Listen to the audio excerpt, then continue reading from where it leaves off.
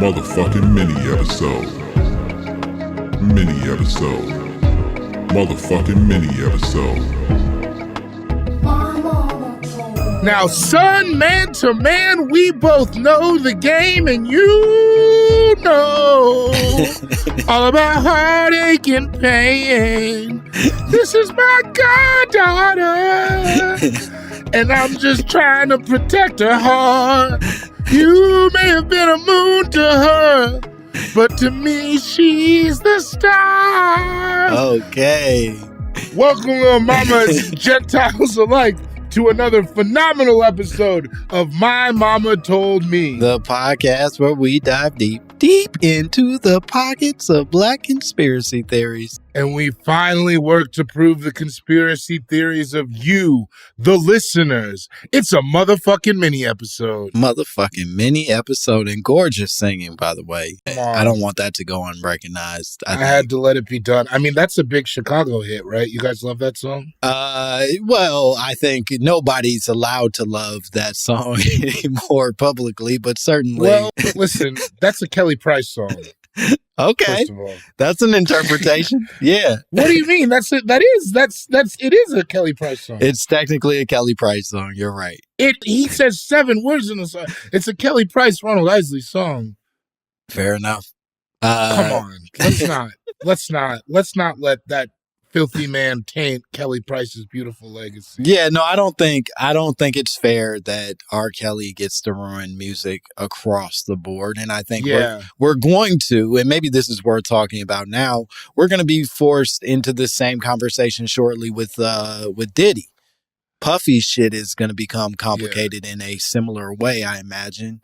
And we're going to have to wrestle whether or not, like, Ready to Die is now a problematic The whole album? That's what I'm saying.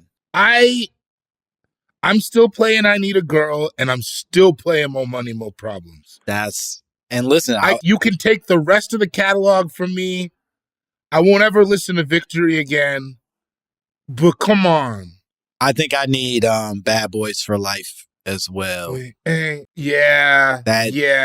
amped me up as a 7th grader in a way that I'm not sure I'll ever be amped up. It was a good feeling. Don't worry if I write rhymes. I write checks. And then it's like, that wasn't even cool back then to admit that other people work for it. You know what I mean? And we were like, no, it sucked. And we were still like, yeah. And the video was good. And I Need a Girl is just like, perfect. I think we're of the age we all wanted to be those men.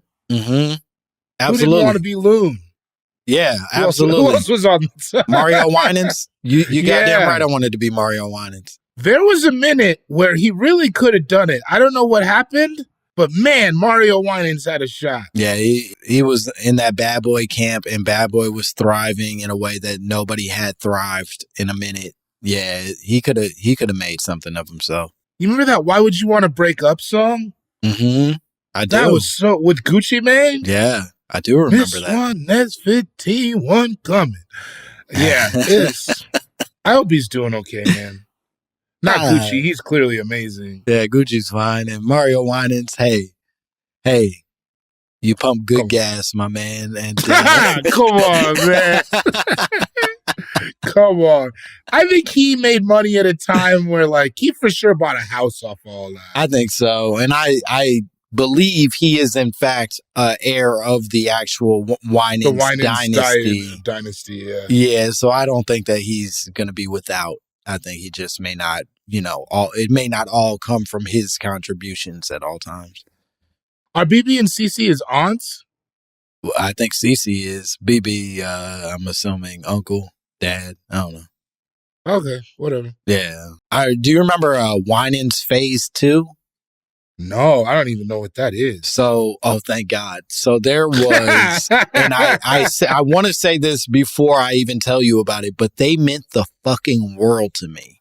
I cannot emphasize. Winans. Phase 2 was a group of cousins who were like under the BBC that tier. So those were their aunts and uncles and parents and shit. But it was just like all the sons of the various Winans who came together and made a like Christian R&B group called Winans Phase 2. And their album was fucking great. Like, I shit you not, was like, and it played on some like kind of sexy music, but for Jesus. It was cool, man. I really liked that music when I was a boy. I'm looking at the cover. It looks sexy. It's really sexy, but they're singing We about Got Next God. Is the album? Yeah. It's All Right. Who Do You Love? Real Love. Come On Over. These are sex songs. But they're not. Come On Over is about getting baptized. Oh, this one's called Thank You, Lord. Every Day Away. This is wild. Every Day Away was my jam, dog. I used to go crazy for Every Day Away. Well, if this podcast blows up, hopefully we get you a Winans on here. Come on, man. Give me all, what was it, 5 of them? Give me all 5 of Winans Phase 2. 4. Well, classic kids R&B group where the little one looks too little and the old one looks too old. That's right. Yeah. Which I love that. Like about like Soul For Real, where like the one dude was like 26. Yeah. He was like a 12-year-old. Like they shouldn't have been hanging out. Marlon and Jackie ain't got nothing to talk about. Nope. They have sex. They like having sex with women. This thing is playing with cars while he getting he got whores lined up outside of his hotel room. I'm on the radio. It's 1972. I don't give a fuck about Michael. I bet you they hated him. I bet you they hated he even had to be in the hotel room. He probably fucked up a lot of good pussy. Oh, you don't think that little weirdo was scaring the hoes away? Yeah. I got this pet rat. Or they're like her sitting on the couch and she sits down. He's like, ouch, you're hurting me. And it's like, oh, fucking Michael. Oh, my. Get the fuck out of here, Michael. Yeah, get this thing out of here.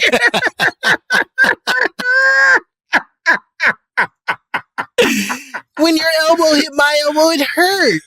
He's trying to sing.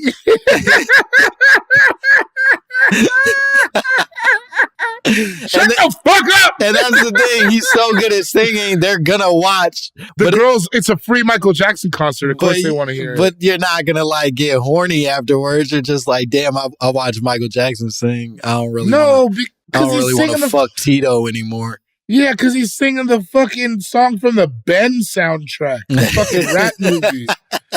We both found what we were looking for. Put his head through the wall.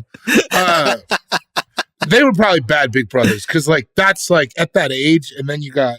I bet you was fucked up. Yeah, they were abused. They were then probably taking that abuse out on the younger siblings. Hurt people. It could not have been a happy household in any way, shape, or form. Yeah, like before he developed a business acumen, he was for sure the weak one. They probably didn't even know he was going to get richer than them. No. And he was like, I'll show you. I'll show them all. Yeah, I bet there was like a period because, Jermaine was sort of like the number 2 and his voice was often featured on songs too. I bet there was a long period where Jermaine was like, yeah, Michael's the lead singer now because he's got that cute little like thing happening. But when we both get grown man voices, I'm going to be the star. And I bet I bet like fucking Joe was in his ear, like, you'll get your shine. We got to let Michael do. You got to wait. Yeah, you got to wait your turn kind of thing. Yeah, damn. Nobody talks about, and also, here's what I think about, and then we'll get to our email. Nobody talks about, you don't think Tito felt the brunt of those jokes? I think everybody made fun of Tito because his name was Tito. You just sound like the backup in your own family. Here's what I'll say, though. I think that Tito, of all of them, probably is doing the best, like just as a human being. And I wonder if maybe that's what kept him grounded. Was everybody making fun of him? Being the butt of every joke in this sort of like Michael Jackson fiasco made it so that Tito don't really like act up. He don't have no issues. You never hear about Tito doing nothing wrong. That's true. You don't think he wants to like beat up the Wayans brothers though? For making fun of him all those years? they leaned hard on that show. Yeah. It was a lot of you Tito jokes. You know what I mean? It was like their number 2 go-to bit. Yeah, it was pretty high up. It was pretty high up. You know who I think wants to fight them is I bet Scottie Pippen every time that meme of oh yeah, Marlon pressing his face against the glass and saying I'm Scottie Pippen. I also you know who else I bet wants to fight them? Is he even still alive? He might be dead. Shabba Ranks. Oh yeah, they did that because Mr. Ugly Man is hilarious. In Living Color went crazy hard at him. That fucking, oh my God, Mr. Ugly Man. Shabba. Oh, fuck, it's so fun. I'm going to watch it after this. It's so good.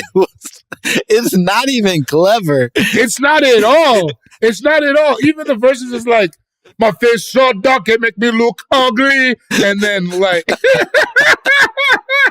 I think he was drooling at some point. Yeah, it's not high concept. It's not thought out. It's just being mean to an adult.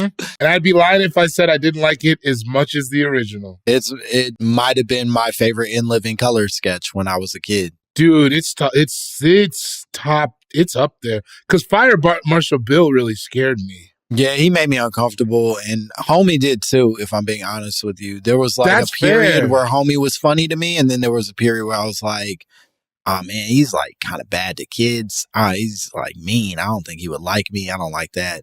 I've learned this term because of social media. I have a core memory. I remember like I was playing with toy cars sitting on the floor. Because you remember how kids used to always have to sit on the floor? Do kids still sit on the floor all the time? My daughter has a very small chair. That's nice. That's like cushioned, but it is on the floor, but it's like, you know what I mean? It's sort of like a dog bed, if you will, for a baby. Well, you said it. I always sat on the floor. Yeah, me too. I always sit, but I have a core memory of sitting on the floor. I was playing with like cars or something like that and looking up at the TV, which we had a black and white TV. Now I remember for way too long. Yeah. We had the black and white where you had to like, it had the 2 dials. Oh, remember? One for turning the channels and one for turning the volume. I think it was like a double channel thing, like VHF, UHF, some shit like that. It had 2 clicky dials. Yeah. And we were watching that TV. And I remember looking up and seeing Fire Marshal Bill put his hand into the meat grinder and getting like, I might have started crying, but I remember being really scared. Yeah, it was, he did some fucked up shit. He's a burn victim. That's fucked. Anyways. Should we get to an email? Shout out to all the burn victims. I don't mean that. One time for the burn victims. Yeah. We're big fans. All right. All right. This email is from Allison. Thank you, Allison. Yeah. It says, "Hi, Langston. Proud little mama of Asian descent here." Okay. You notice we're getting a lot of emails where people say their race within the first. Yeah.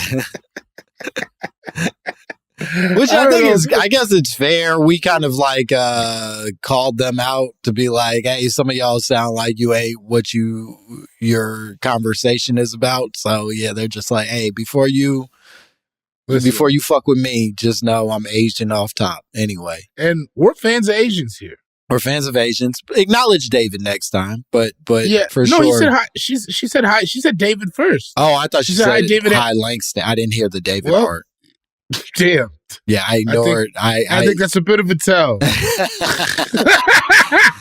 Main character syndrome for one, please. All right. Hi, David and Langston. Proud little mama of Asian descent here. Thank you. In the recent mini episode, when you gave your disclaimer to your Chinese little mamas, followed by Jay Sean's email titled "Watch Your Pops," the first thing I thought about was soda pop. Because when I was a little girl growing up in the 90s, another little girl in my neighborhood who's black would say to me, "Oh no, me Chinese, me play joke, me go pee pee in your Coke." Sure. While pulling back her eyes to make them squinty. Fuck. Who amongst us?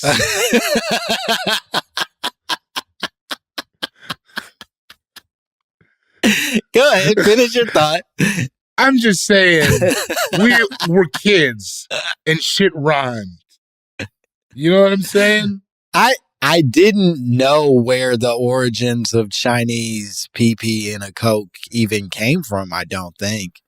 I don't really know what it means still. I assume that they're just like not behaving correctly with soda pop, but like even then it doesn't really make sense or really say anything about the race. It just is, no, not at all. It's just shitty. It's just kids being like shitty right. in a general sense. And the problem with it, I think for me, the reason I said it so much was like, I just think it's funny to go pee in your Coke. And now if I'm really unpacking this truthfully, when I would say it, I was saying it not to offend Chinese people, but because I wanted to pee in your Coke. Does that you make wanted sense? To be the quote unquote Chinese person peeing in the Coke. Yeah. I didn't look at it as a slander towards them as much as I thought, oh, these people got good pranks. Right. They're a silly bunch. And I'd like to be a part of that. It's funny because you couldn't see it in the Coke. It's not like a Sprite where you could tell. Yeah, I maybe that's part of where it is too, is like it's a stereotype about Asian people being like tricksters and sort of. Is that I'm glad that this came up because I truly had never unpacked it before. But it is interesting. Yeah, whenever I did that, I never thought about it as downing. I never thought about it as downing Chinese people. I thought about it as fuck you, I'm gonna pee in your Coke. My guess is that the Chinese people felt differently about it. Of course they did. It's very terrible. It's like a not good thing. Allison goes on to say, they were like, "Oh, you want to be like me? Okay, yeah." They're like, I could tell. Well, but also, I don't think I was ever saying it to Chinese people. Yeah, no, good. So she says, I wasn't offended by her. We grew up in a predominantly white neighborhood, so there were other things to be more offended about. Facts. Like what everybody else called that little black girl. Anyways. That's very mature of you and also very real of you to sort of acknowledge. You're a good one, Allison. Yeah. A good person, not Asian. They're all good.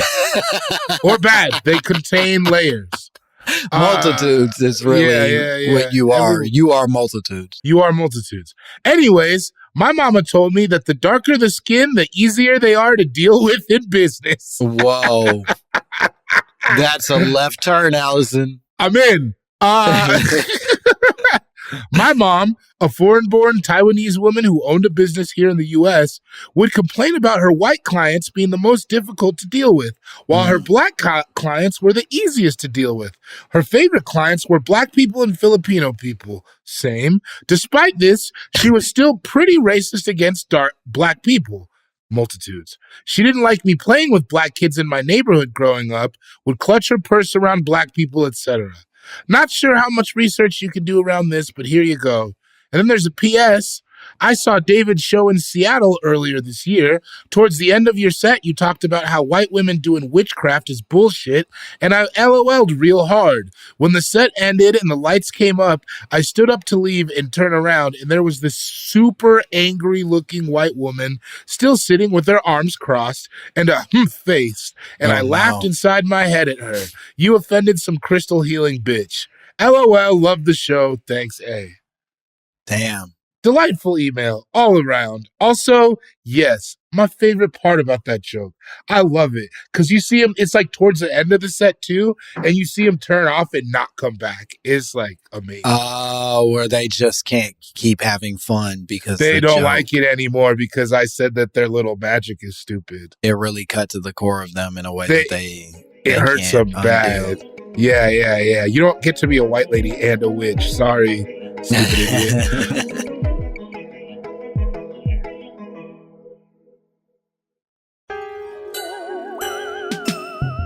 How do you feel about this? I will say that at the first line, the byline of the theory, I felt nervous that it was implying when she was saying dark-skinned people are easier to deal with, it meant like not as bright or not as like cunning in their business comings and goings. Easier to put PP in their coat. Yes, I thought the implication was something more, I guess, offensive, frankly, and that that made me go, I don't know about this. But I do think if I look back on it more, which I think the intention of what Allison is saying is very much real, that she's like, look, my mom was saying I enjoyed doing business with them more and felt like it was more effective business workings with darker skinned people. That to me actually rings somewhat true. I think that like in general, the instinct is to get the work done and sort of like in a more like reasonable, peaceful manner as it comes to like business, especially with Black business owners, because everybody wants to be cool and like not seem like an asshole. Whereas I think white business is built on the idea that like to be at the top, you must be a dick. I feel like it depends on the industry. To be completely honest. Say examples. Was she in a service industry job? Was she selling insurance? Did she own a restaurant? Like, what was the job? Because I feel like in most things, yes, I would tend to agree with this because of that. Like, I think about like every job you ever had. You have like an old Black man or woman who hates it there, truly despises the system, talks shit to everyone, but you can't say anything because they're the best at the job type shit. Mm-hmm. You know what I'm saying? But I do think sometimes in the service industry particular, I've gone to some, it's like, oh boy, when he went to Atlanta and he was like, these niggas ripping you guys off. Yeah. You know what I mean? Right. Like, so I've overpaid for Black services sometimes. You know what I'm saying? Yeah, I think of it less in terms of like the service that the customer is receiving when I say all of this. Oh, the business end? I think business person to business person is what she's referring to, not necessarily like customer service, because I do agree. I've never had like great service in Atlanta. It's always like I've had to go back and forth like 4 times this month alone, or like and literally every time the car service is like a driver texting me like, "Hey, just come outside." I'll just keep circling around. You come outside when you got your bag, instead of like doing it the way it, you know what I mean? That like they are told to be done kind of thing. I went to a rapper's rib establishment and it was takeout and I had to wait online for like an hour and a half. Yeah, no, that's like, nuts. Man, this is not how it goes at Noodles and Company. No, it's not. And any other circumstances, y'all would not accept this. And the food was fire. Yeah. But it was expensive as shit too. And I was just like, damn. Hour and a half for takeout. And not even like, for takeout. Like it was just a little, you just sitting there. You know what I mean? That's nuts. Maybe it's just food specifically that I feel like maybe we fall short. Because other than that, you know what I mean? I love my Black doctor. Barbers always do that thing. Come on. Yeah. Really? Because I try to patronize Black people in anything that I can. And the more that I think about it, it is like food is where it tends to fall short over everything, which is crazy because I think it's one of our best exports. I think it is a skill that we have mastered more than most. And I think because of that, there's a casualness to the culture around food, right? Because our food is our home food. And therefore you sort of like bring your home ass energy into the business, and those aren't always good combinations. You know what I mean? Like it's a lot of like aunties and uncles sort of in charge, and you don't want your aunties and uncles in charge of businesses. Right. I think that's reasonable. So yeah, but I mean, business wise, otherwise, I mean, I think even within, maybe now that I'm thinking about it, maybe more in entertainment, it's kind of a mixed bag too. I guess I feel like we contain multitudes. I think we contain multitudes. I think it's like, sometimes it's great. I think there are some grifters out there. as there are tons of white people who are not great to do business with. Yeah, but again, I think if we remove ourselves as customers from the conversation, I imagine just the ease of the business, it might be more likely to be an easy experience with a darker skinned person than it is a white person who, like, it's the Wolf of Wall Street shit where you're like truly you're trained to admire like killers and fucking sociopaths in these business situations that it's just not how we're brought up. You know what I mean? Like, it's part of the reason Diddy sort of became we're talking a lot about Diddy today, but it is part of the reason he became like sort of like this iconic black mogul is because he made being an asshole look cool to black people for the first time. And I don't know that we had a lot of examples of that before him. That's interesting.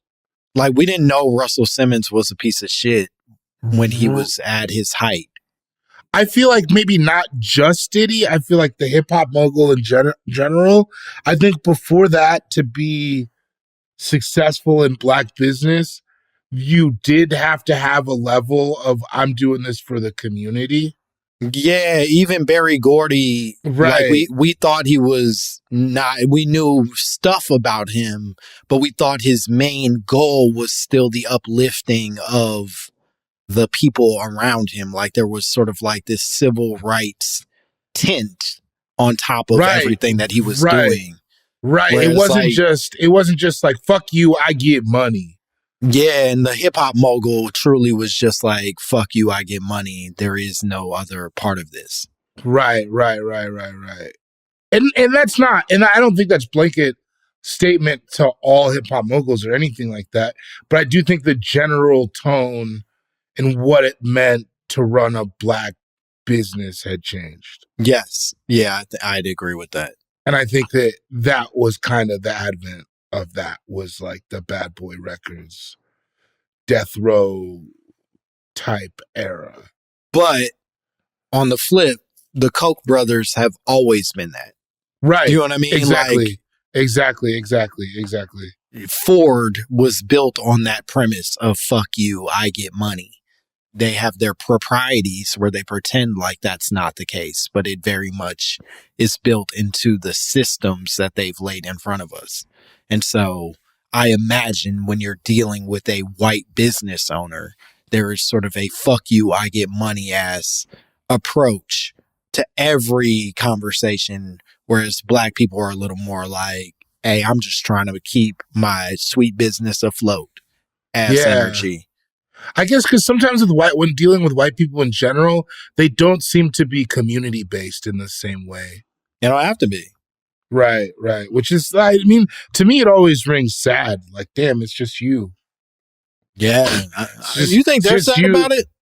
I don't think they know any different, but I do think that statement, all things come out in the wash. I think that they are a lonelier group because they don't have a large, like, even when people are like, I'm white, blah, blah, blah. I don't know how well they do tap into that and feel that, but maybe they do. But to me, there always seems to be a tinge of loneliness to their endeavors. Yeah.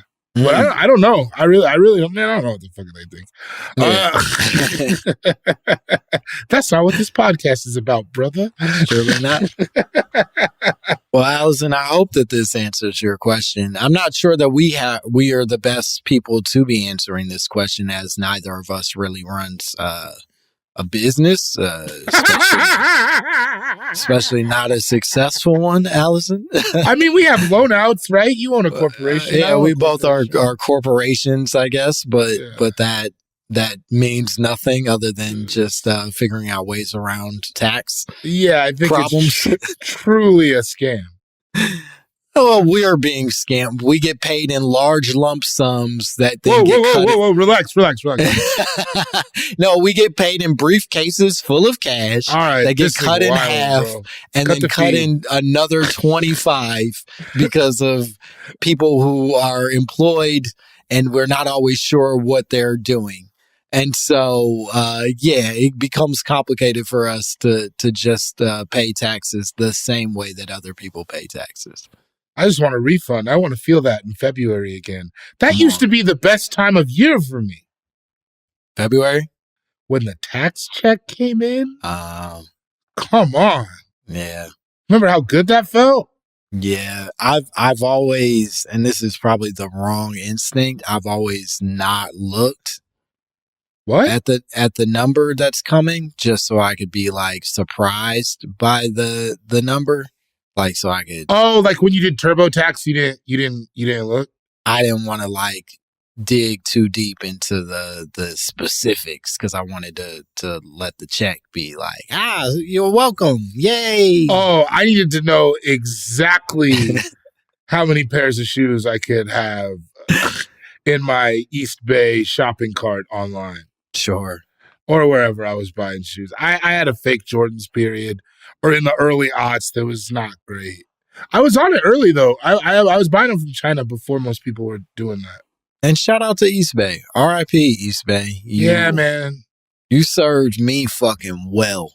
Come on. Throughout my youth. I probably bought one thing out of that magazine. I was just going to say, it was an aspirational magazine. It was like reading Forbes for young tweens. Me and my boys, during lunchtime, we used to just sit there. Come on. Just looking at East Bay together and talking about what we was finna get. We knew goddamn well we weren't getting them shoes. I remember asking people, did you get the new East Bay? Yeah. Because goddamn, I don't know how they did it, but they had all our addresses. Dog, I was so excited when that new East Bay dropped. Come on. Oh, especially the summer one, before school started. You had all these plans. I never bought anything in East Bay. I should get an East Bay. Man, if I got an East Bay now, it's like you ever go to like a video arcade as an adult and spend too much money? That would be me in East Bay. I would get all kinds of shit. Yeah, you're going to have to go to a vintage shop to get an East Bay magazine and just pretend to be able to order stuff. They're kaput. They're done. You know what I always wanted was those moon shoes out of there. I wanted those.